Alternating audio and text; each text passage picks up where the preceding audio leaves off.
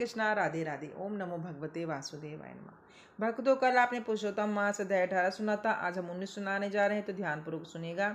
सूत जी बोले, हे तपस्वियों, इस प्रकार कहते हुए श्री नारायण को मुनि श्रेष्ठ नारद मुनि ने मधुर वचनों से प्रसन्न करके कहा। हे ब्राह्मण तपोनिधि सुदेव, ब्राह्मण को प्रसन्न विष्णु भगवान ने क्या उत्तर दिया, सो हे तपोनिधे कहिए। श्री नारायण बोले, इस प्रकार महात्मा सुदेव ब्राह्मण ने विष्णु भगवान से कहा। भक्त वत्सल विष्णु भगवान ने वचनों द्वारा सुदेव ब्राह्मण को प्रसन्न करके कहा। हरि भगवान बोले, हे द्विजराज, जो तुमने किया है उसको दूसरा नहीं करेगा। जिसके करने से हम प्रसन्न हुए हैं उसको आप नहीं जानते हैं। ये हमारा प्रिय पुरुषोत्तम मास गया है। स्त्री के सहित शोक से मगन तुमसे इस पुरुषोत्तम मास की सेवा हुई। हे तपोनिधे, इस पुरुषोत्तम मास में जो एक भी उपवास करता है, हे द्विजात्मा, वह मनुष्य अंत पापों को भस्म कर विपान से बैकुंठ लोक को जाता है। सो तुमको 1 महीना बिना भोजन किए बीत गया और असमय में मेघ के आने से प्रतिदिन प्रातः मध्याह्न सायं तीनों काल में स्नान भी अनायास ही हो गया। हे तपोधन, तुमको 1 महीना तक मेघ के जल से स्नान मिला और उतने ही अखंडित उपवास भी हो गए। शोक रूपी समुद्र में मगन होने के कारण ज्ञान से शक्ति से हीन तुमको अज्ञान से पुरुषोत्तम का सेवन हुआ। तुम्हारे इस साधन का तोल कौन कर सकता है। तराजू के एक तरफ पलड़े में वेद में कहे हुए जितने साधन हैं उन सबको रखकर और दूसरी तरफ पुरुषोत्तम को रखकर देवताओं के समान ब्राह्मण ने तोलन किया और सब हल्के हो गए। पुरुषोत्तम भारी हो गया, इसलिए भूमि के रहने वाले लोगों से पुरुषोत्तम का पूजन किया जाता है। हे तपोधन, यद्यपि पुरुषोत्तम मास सर्वत्र है, फिर भी इस पृथ्वी लोक में पूजन करने से फल देने वाला कहा है। इससे हे वत्स, इस समय आप सब तरह से धन्य हैं, क्योंकि आपने इस पुरुषोत्तम मास में उग्र तथा परम दारुण तप को किया।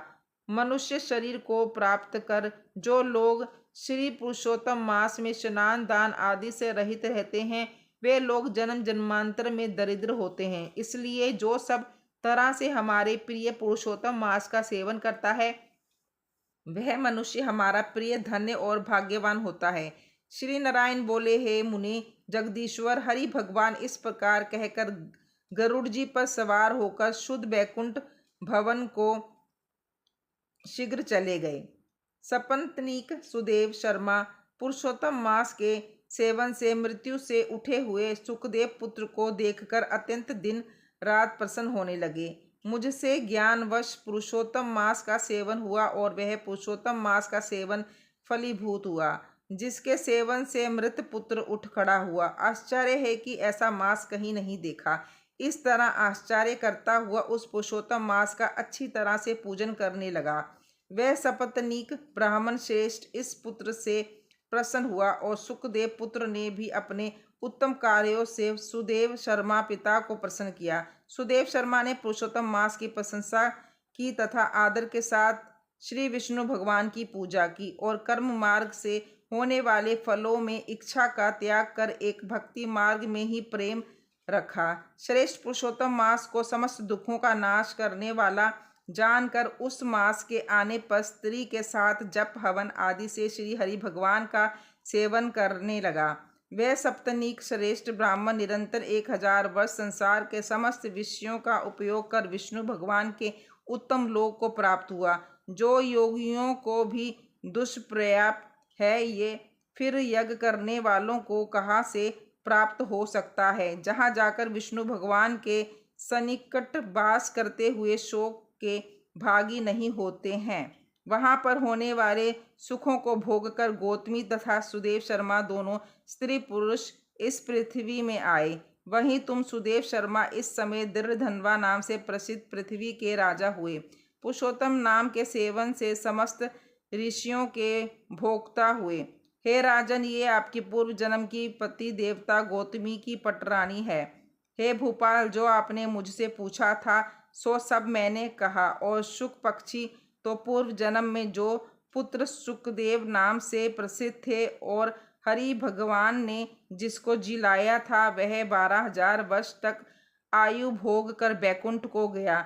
वहाँ वन के तालाब के समीप वट वृक्ष पर बैठकर पूर्व जन्म के पिता तुमको आए हुए देखकर मेरे हितों के उपदेश करने वाले प्रत्यक्ष मेरे देवत विषय रूपी सर्प से दूषित संसार सागर में मगन इस प्रकार पिता को देखकर और अत्यंत कृपा से युक्त वह शुक पक्षी विचार करने लगा कि यदि मैं इस राजा को ज्ञान का उपदेश नहीं करता हूँ तो मेरा बंधन होता है। जो पुत्र अपने पिता को पुनाम नरक से रक्षा करता है वही पुत्र है। आज मेरा यही श्रुति के अर्थ का ज्ञान भी वृथा हो जाएगा, इसलिए अपने पूर्व जन्म के पिता का उपकार करूंगा। हे राजन दृढ़धनवा, इस तरह निश्चय करके वह शुक पक्षी वचन बोला। हे पाप रहित राजन, जो आपने पूछा सो ये सब मैंने कहा।